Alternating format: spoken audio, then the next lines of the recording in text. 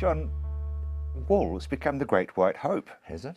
I think it has. Good. I'm very pleased to hear basically, that. you guys are doing quite well compared to a lot of other sectors.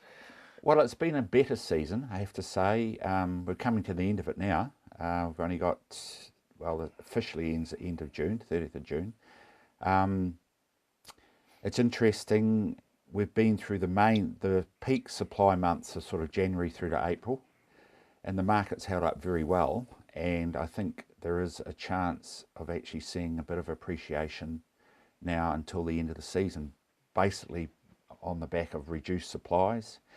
And the currency's had a play in there, and I'm pleased to say that just in recent weeks we've done a lot of good business in Europe. China has actually been pretty quiet the last 6 or 8 weeks, but that has been taken up by markets outside China, which is a very positive thing. Yes, is that sort of new clients? I wouldn't say new, but I'd say maybe, if anything, they're buying more New Zealand wool. But the gratifying thing, as far as I'm concerned, is that it's good to have, as far as the wool market is concerned, it's good not to be relying on one dominant market. Different baskets for your eggs. Different baskets for our eggs. And China last season represented probably 50% of New Zealand exports. It'll be down this season. I would suggest it's still major, but it could be down to 35, 40 or something around there. But the wool's been marketed elsewhere, so it's good for us. It's good for the wool industry. It's good that we can, not be totally reliant on one major market as we've done in the past. You haven't mentioned the States for a while.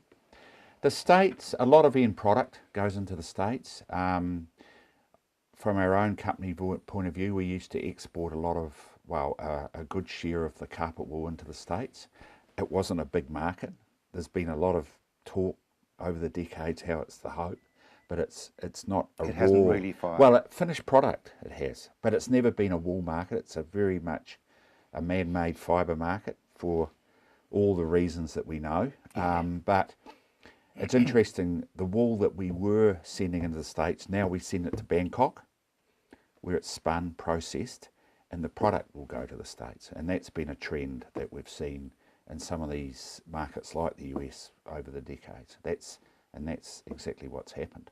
So it's not that they're not buying wool, they're just getting They're getting somebody else to do it for them. Correct, and getting the product. Well, as long as they're using New Zealand wool at the other end. They are using it. It's a niche. It's become very niche, high value products.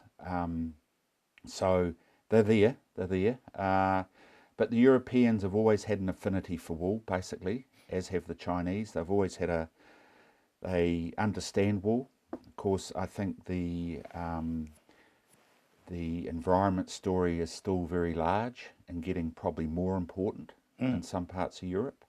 And wool certainly has a major advantage. The flammability issues, the story about man-made fibres emanating from oil, oil-based. Yep, and it's renewable, and people are taking that on board now. Increasingly so.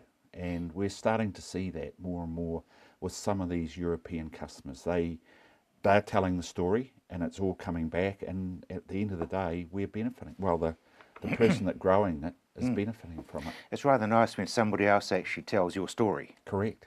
Absolutely. Yeah. So without putting anything out there, next season does look okay.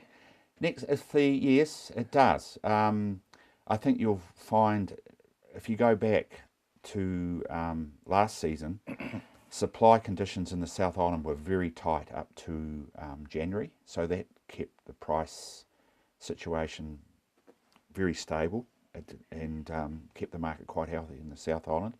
The same wasn't so much the same in the north, but look, fundamentally speaking, I don't see why things should change too much.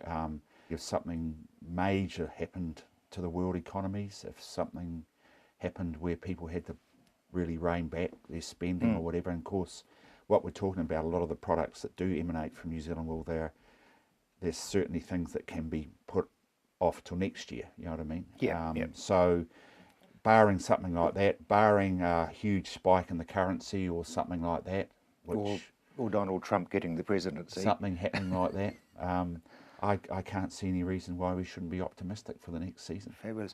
Very, very briefly, I guess your major concern is amount of supply. Supply, particularly in the South Island, wool supply generally is still tracking down a little. The dairy thing you would have thought would help stabilise that, and it probably will, but it'll pan out over a time period. Brilliant, John. Thank you very much indeed.